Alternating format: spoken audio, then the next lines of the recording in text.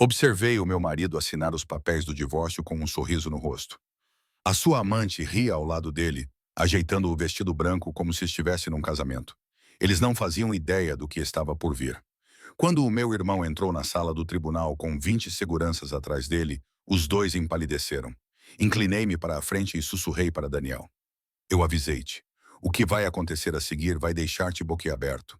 A vingança, os segredos, a destruição completa de todos que me traíram. Não perca um segundo, porque esta história fica mais louca a cada minuto. Vamos começar. Meu nome é Miriam e há 3 anos tomei uma decisão que mudaria tudo. Decidi esconder quem eu realmente era. Quando o meu pai faleceu, ele deixou-me algo com que a maioria das pessoas apenas sonha. Um império tecnológico de 8 mil milhões. Sim, 1.000 milhões com um B. Hartley Industries. Talvez já tenhas ouvido falar, talvez não. Aos 29 anos, tornei-me uma das mulheres mais ricas do país e absolutamente ninguém sabia. Eu tinha observado a vida do meu pai, os falsos amigos, os caçadores de fortunas, as pessoas que sorriam para ele enquanto calculavam o que poderiam tirar dele. Eu vi como ele era solitário, apesar de estar rodeado por centenas de pessoas. Quando ele morreu, fiz uma promessa a mim mesma. Eu viveria de forma diferente. Eu encontraria o amor verdadeiro, construiria uma família verdadeira, experimentaria a vida real, não a existência falsa, polida e transacional que acompanha o fato de ser bilionária. Então, fiz uma loucura. Entreguei as operações diárias ao meu irmão mais velho, Adam. Ele é brilhante, confiável e entendeu exatamente o que eu queria. O conselheiro do meu pai, o Sr. Harrison, um homem que estava com a nossa família há 30 anos, geria os investimentos e as questões jurídicas. Eles administravam tudo enquanto eu desaparecia na normalidade. Aluguei um pequeno apartamento, comecei a fazer compras em lojas comuns e vivi como qualquer outra jovem tentando descobrir o que fazer da vida. Foi então que conheci o Daniel. Foi numa pequena cafetaria, numa manhã chuvosa de terça-feira. Ele estava sentado junto à janela a esboçar projetos de edifícios em guardanapos, completamente absorvido no seu trabalho. O café dele tinha arrefecido. Havia algo de belo na sua concentração, na sua paixão. Quando ele olhou para cima e sorriu para mim, senti algo que nunca tinha sentido antes. Ele não via cifrões. Ele apenas me via a mim. Conversamos durante 3 horas naquele dia. Ele contou-me sobre os seus sonhos de se tornar um grande arquiteto, de projetar edifícios que fizessem as pessoas sentirem algo. Ele era um arquiteto júnior numa pequena empresa, lutando, mas esperançoso. Eu disse-lhe que estava entre empregos, a tentar descobrir o que fazer. Não era tecnicamente uma mentira. Começamos a namorar e, pela primeira vez na minha vida, senti-me normal. Senti-me real. 1 ano depois, casamos numa cerimônia simples no cartório. Sem casamento chique, sem cobertura da mídia, apenas nós e alguns amigos. Daniel não tinha ideia de que a mulher que prometeu amá-lo valia mais do que ele jamais poderia imaginar. E era exatamente assim que eu queria. Quando nossa filha Sophie nasceu, 2 anos após o nosso casamento, pensei que finalmente tinha conseguido. A vida perfeita, normal e feliz. Desempenhei o meu papel perfeitamente. Todas as manhãs, acordava cedo, preparava o pequeno almoço, deixava Daniel pronto para o trabalho. Passava os meus dias com a Sophie, levava-a ao parque, lia-lhe histórias, era mãe. Mas eis o que Daniel não sabia. Enquanto a Sophie dormia a sesta, eu tomava decisões de 1.000 milhões de dólares no meu portátil. Enquanto ele pensava que eu estava no Clube do Livro às quintas-feiras à noite, eu participava em reuniões do Conselho de Administração através de videochamadas seguras. O apartamento onde vivíamos, eu era dona de todo o edifício, da sua empresa de arquitetura que começou a angariar clientes cada vez maiores. Eu era a sua maior cliente anônima, canalizando projetos para ele através de empresas de fachada.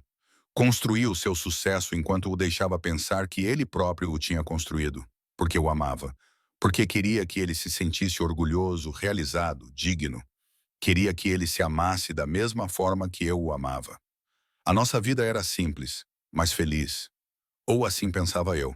Tudo mudou há cerca de 6 meses. O Daniel contratou uma nova assistente, o nome dela era Angela. E no momento em que a conheci na festa do escritório dele, soube que algo estava errado.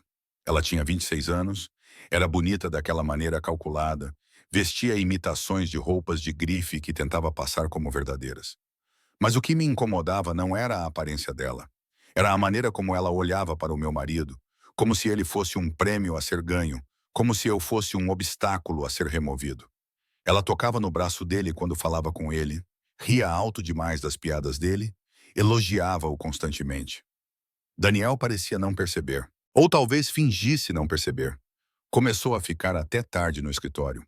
Grande projeto, dizia ele. Cliente importante. Eu esperava por ele com o jantar a arrefecer na mesa, enquanto a Sophie perguntava por que o papá não estava em casa para ler a história para ela dormir.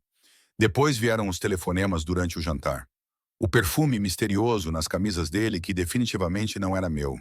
Os recibos que encontrei nos bolsos dele de restaurantes caros onde eu nunca tinha ido. Não sou burra. Eu sabia exatamente o que estava a acontecer, mas queria estar errada. Queria acreditar no homem com quem me casei, o homem para quem construí tudo. Uma noite não aguentei mais. Daniel tinha adormecido no sofá depois de chegar a casa à meia-noite, alegando que tinha estado a trabalhar. O telemóvel dele estava na mesa de centro e eu peguei nele. Eu sabia a senha dele. Era o aniversário da Sophie. As minhas mãos tremiam quando abri as mensagens dele e o que encontrei me destruiu. Centenas de mensagens com a Angela. Eu amo-te. Mal posso esperar até estarmos finalmente juntos. Ela é tão chata. Tu mereces algo melhor.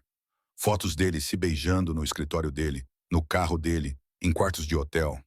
Planos para me deixar assim que ele descobrisse a situação financeira. A mensagem da Angela de apenas 3 dias atrás dizia: assim que te livrares da dona de casa, poderemos finalmente viver a nossa vida. Estou cansada de me esconder. Sentei-me ali no escuro, segurando o telemóvel dele, vendo o meu casamento desmoronar-se em mensagens de texto. Mas eis o que aconteceu. Eu não chorei, não naquele momento. Em vez disso, algo frio e calculista tomou conta de mim. A mulher de negócios dentro de mim, que estava escondida há 3 anos, acordou. Tirei capturas de ecrã de tudo e enviei para mim mesma. Depois, apaguei as provas de que tinha estado no telemóvel dele. Eu tinha aprendido com o melhor. O meu pai sempre disse: nunca reaja com raiva. Planeie em silêncio. Na manhã seguinte, confrontei-o calmamente durante o pequeno almoço. A Sophie ainda estava a dormir. Coloquei o meu telemóvel na mesa, mostrando as mensagens. Acaba com isso, disse simplesmente. O rosto de Daniel empalideceu, depois ficou vermelho, mas ele não pediu desculpa. Não implorou por perdão. Em vez disso, ficou na defensiva, até mesmo zangado. Vasculhaste o meu telemóvel? Gritou. Sabes de uma coisa, Miriam? Sim, estou a sair com a Angela porque tu és chata. Tudo o que fazes é ficar em casa com a Sophie. A Angela entende as minhas ambições. Ela apoia a minha carreira. Ela é emocionante.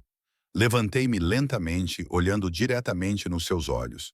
Daniel, vou dizer isto uma vez. Acaba com este caso. Volta para a tua família. Este é o teu único aviso. Se não o fizeres, as coisas vão ficar muito más para ti. Prometo-te isso. Ele realmente riu. Riu na minha cara. Ou o quê? Vais deixar-me? Com que dinheiro, Miriam? Não tens nada. Não és nada sem mim. Nesse momento, o telemóvel dele tocou. O nome da Angela apareceu no ecrã.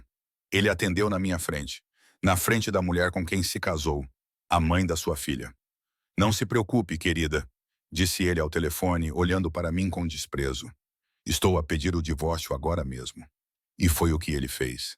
Assim, 3 anos de casamento terminaram durante o pequeno almoço, enquanto a nossa filha dormia no quarto ao lado. Ele disse que queria o divórcio, que já tinha contactado um advogado. Receberás uma pensão alimentícia. É tudo. Não contribuíste financeiramente para este casamento. O apartamento está em meu nome. Nem sequer tens dinheiro para pagar um advogado. Facilita as coisas, Miriam. Não disse nada, apenas acenei com a cabeça. Por dentro, já estava 10 passos à frente a planear tudo. Adam e o Sr. Harrison iriam receber muitas chamadas telefônicas mais tarde naquele dia.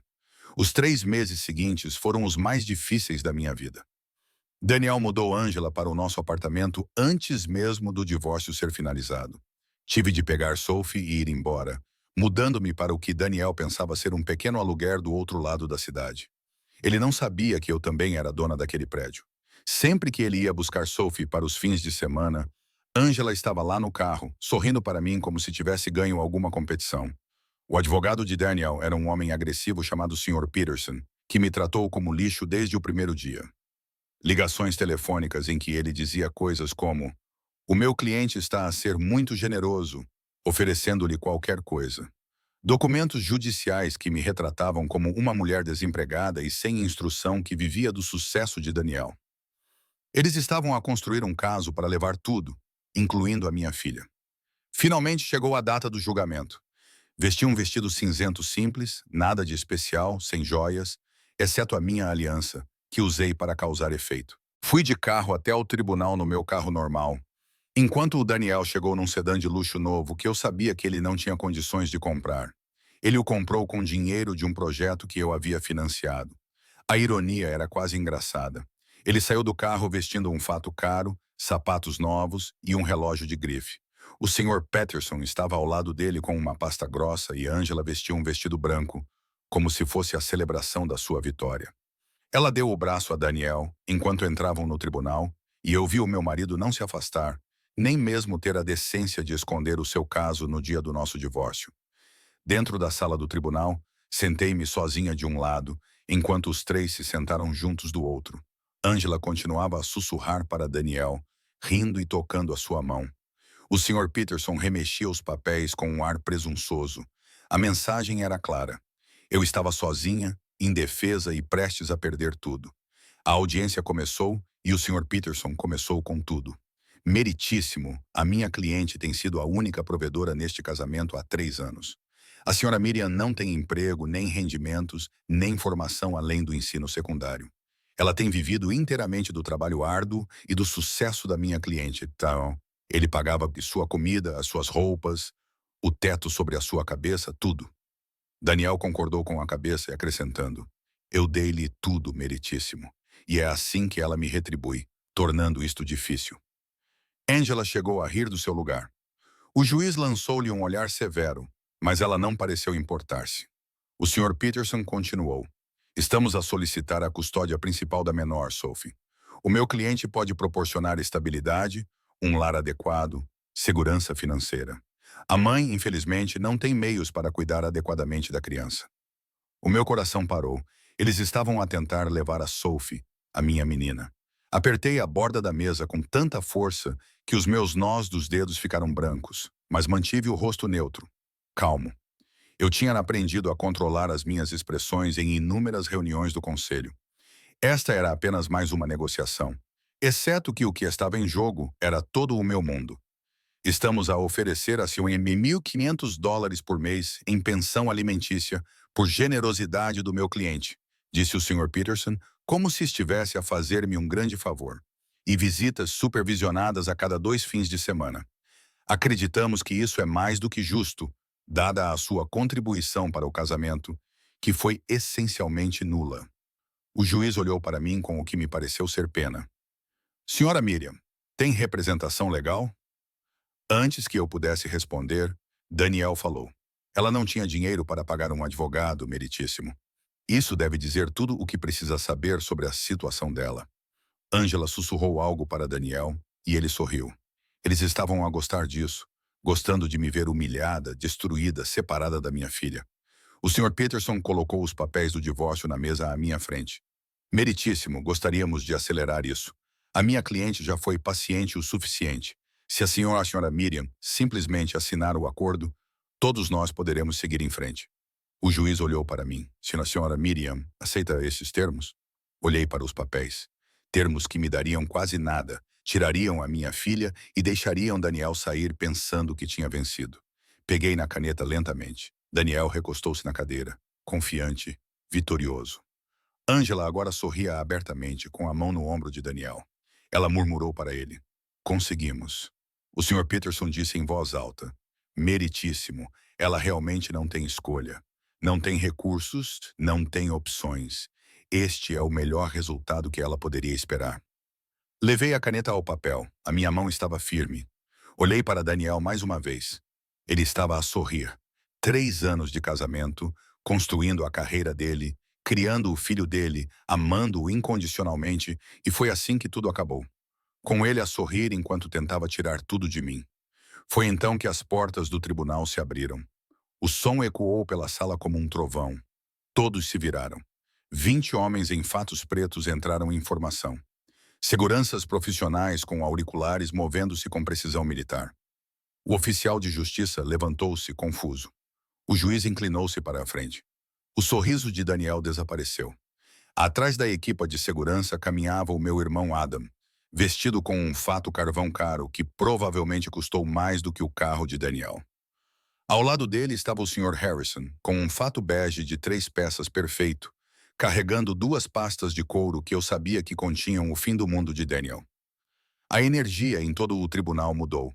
Dava para sentir o poder, o dinheiro, o perigo emanando deles em ondas. Daniel levantou-se com uma expressão confusa no rosto. O que está a acontecer? Quem são essas pessoas? Coloquei a caneta lentamente, levantei-me, alisei o meu vestido cinza e sorri. Sorri de verdade pela primeira vez em meses. Eu avisei Daniel. Eu disse que isso aconteceria. O juiz bateu o martelo. Ordem! Quem são vocês? Esta é uma audiência fechada. Adam deu um passo à frente com o tipo de confiança que vem de dirigir empresas bilionárias antes que a maioria das pessoas termine a faculdade. Sou Adam Hartley, meritíssimo. Sou irmão da senhora Miriam e diretor de operações da Hartley Industries. Peço desculpas pela entrada dramática, mas achamos que era necessário, dada a grave deturpação dos factos que está a ocorrer neste tribunal. O Sr. Peterson levantou-se de um salto. Meritíssimo, isto é altamente irregular. Protesto contra... A voz do Sr. Harrison cortou a sala como uma faca. Calma, comedida, absolutamente autoritária. Sou Theodore Harrison, sócio sênior da Harrison Associates. Represento a senhora Miriam Hartley e acredito que o senhor considerará tudo o que estamos prestes a apresentar totalmente regular e legal. Ele abriu a pasta e colocou um documento na mesa do juiz. Meritíssimo, a senhora Miriam Hartley não é, como afirmou a parte contrária, uma mulher desempregada e sem recursos. Na verdade, ela é a única proprietária e diretora executiva da Hartley Industries, com um patrimônio líquido pessoal atual de 8,3 mil milhões de dólares. A sala do tribunal ficou completamente em silêncio. Dava para ouvir um alfinete cair. O rosto de Daniel ficou sem cor. A boca de Angela ficou literalmente aberta. O Sr. Peterson parecia ter sido atropelado por um caminhão. O juiz pegou no documento e leu-o cuidadosamente. Os seus olhos arregalaram-se. Estas são demonstrações financeiras auditadas, escrituras de propriedade, registros corporativos junto da SEC. Tudo autêntico, meritíssimo, continuou o Sr. Harrison. Tudo pode ser verificado. A senhora Hartley é a única proprietária da Hartley Industries desde o falecimento do seu pai há 4 anos. Ela optou por manter esta informação privada por motivos pessoais. Daniel finalmente recuperou a voz. Miriam, isto é uma piada, certo? Algum tipo de truque? Virei-me para encará-lo pela primeira vez. A minha voz saiu fria, controlada, nada parecida com a esposa de fala mansa que ele pensava conhecer. Não é brincadeira, Daniel. É assim que eu sempre fui. Você simplesmente nunca se preocupou em realmente me conhecer. Adam deu um passo à frente, colocando mais documentos sobre a mesa. Vamos esclarecer algumas coisas que foram deturpadas aqui hoje. O apartamento que o Sr. Daniel afirma ser dele. A minha irmã é proprietária de todo o edifício há 6 anos. É uma das 47 propriedades do seu portfólio imobiliário. Daniel sentou-se pesadamente, como se as pernas lhe tivessem cedido. O Sr. Harrison continuou, com voz fria, destruindo-os pedaço por pedaço. A empresa de arquitetura do Sr. Daniel, que ele acredita ser bem-sucedida devido ao seu próprio mérito, recebeu 87% dos seus contratos de empresas de fachada pertencentes à Sra. Hartley. Ela tem financiado anonimamente toda a sua carreira há 3 anos, garantindo que ele tivesse o sucesso e a confiança de que precisava para prosperar. Não é isso. Daniel tentou falar, mas Adam o interrompeu. Temos documentação de todos os contratos, todos os pagamentos, todos os projetos. O seu sucesso, Sr. Daniel, foi construído pela mulher que você está tentando humilhar neste tribunal. Angela levantou-se de repente, pegando a bolsa. A voz do juiz ressoou. Sente-se, senhorita. A senhora está citada na contraação. Ela congelou. Contraação? Que contraação? O Sr. Harrison sorriu, e não foi um sorriso agradável. A senhora Hartley está a entrar com uma contraação contra o Sr. Daniel e a senhorita Angela. O Sr. Daniel tem roubado sistematicamente os bens conjugais, especificamente das contas conjuntas financiadas inteiramente pela senhora Hartley. Esses fundos foram usados para comprar presentes, viagens e outros itens para a menina Angela. Ele apresentou mais documentos, recibos, extratos bancários, registros de transações, $230 mil em joias, $100 mil em viagens ao Hawaii, Paris e Bahamas, $75 mil no pagamento inicial de um apartamento para onde planeava mudar-se com a menina Angela, $25 mil em presentes diversos. Roubo total, $430 mil. O advogado de Daniel, o Sr. Peterson, folheava freneticamente os papéis. Meritíssimo, não tínhamos conhecimento de... Claro que não tinham, interrompeu Adam, porque não fizeram a devida diligência. Vocês presumiram. Viram uma mulher tranquila com um vestido cinzento e decidiram que ela não era ninguém. Esse foi o vosso primeiro erro. Finalmente falei, a minha voz ecoando pela sala do tribunal. Daniel, eu dei-te tudo. Uma casa, uma família, uma carreira. Eu amava-te pelo que eras, não pelo que tinhas. Eu queria que me amasses da mesma forma, mas não conseguiste, não é? Tu jogaste tudo fora por ela. Apontei para Angela, que agora chorava, com o rímel escorrendo pelo rosto. Eu avisei-te naquela manhã. Eu disse-te para terminares. Disse-te que as coisas ficariam ruins se não o fizesses. Tu riste de mim, chamaste-me de nada. Bem, Daniel, aqui está o que é nada. O Sr. Harrison expôs os nossos termos. A Sra. Hartley está a exigir a custódia total da Sophie, com o Sr. Daniel a receber visitas supervisionadas uma vez por mês, enquanto se aguarda uma avaliação psicológica. Ela está a exigir o reembolso imediato dos $430 mil roubados, mais 500 mil em danos por sofrimento emocional. Ela está a exigir que o Sr. Daniel desocupe a sua propriedade em 30 dias. Além disso, Adam disse, e essa era a parte que eu estava à espera. Com efeito imediato, todos os contratos financiados pela Hartley com a empresa de arquitetura do Sr. Daniels estão rescindidos. Isso representa 87% dos seus negócios atuais. Estimamos que ele será forçado à falência em 60 dias. O rosto de Daniel ficou vermelho. Ele levantou-se gritando, não pode fazer isso. Não pode destruir o meu negócio. É o meu sustento. É um negócio privado, Sr. Daniel, disse o Sr. Harrison calmamente. Podemos rescindir contratos à vontade. Devia ter lido as letras miúdas. Miriam, por favor. A voz de Daniel falhou. Pense na Sophie. Ela precisa do pai. Olhei para ele. Este homem que eu amava. Este homem que eu construí. Este homem que me traiu da pior maneira possível. Estou a pensar na Sophie. É por isso que estou a fazer isto. Ela merece mais do que um pai que abandona a família pela assistente. Mais do que um pai que rouba a mãe dela. Mais do que um pai que tentaria levá-la embora por puro rancor. Angela chorava alto agora. Daniel, faz alguma coisa. Disseste que ela era apenas uma dona de casa. Disseste que ficaríamos juntos. Daniel nem conseguia olhar para ela. Ele estava a olhar para mim como se estivesse a ver-me pela primeira vez. Eu não sabia, sussurrou ele. Miriam, eu juro, eu não sabia quem tu eras. Exatamente. Eu disse, tu não sabias, nunca tentaste saber. Viste o que querias ver. Uma simples dona de casa que podias controlar, usar e descartar. Mas eu nunca fui assim. O juiz que estava a ler todos os documentos finalmente falou. Analisei as provas apresentadas. São substanciais e parecem autênticas. Sr. Peterson, verificou as alegações do seu cliente sobre os bens conjugais? O Sr. Peterson estava a suar. Meritíssimo, confiamos nas declarações do nosso cliente, que eram falsas, interrompeu o juiz.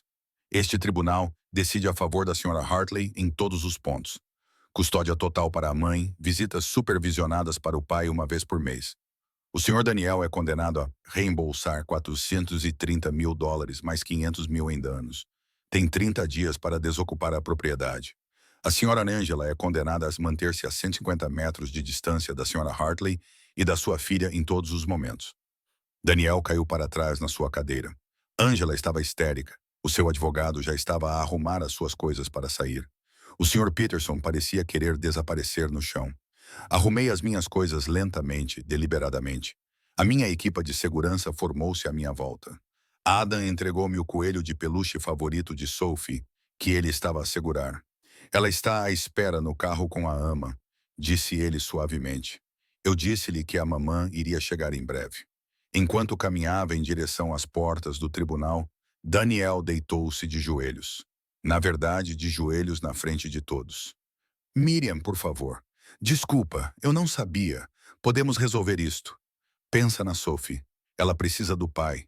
Eu amo-te. Sempre te amei. Parei de andar e olhei para ele.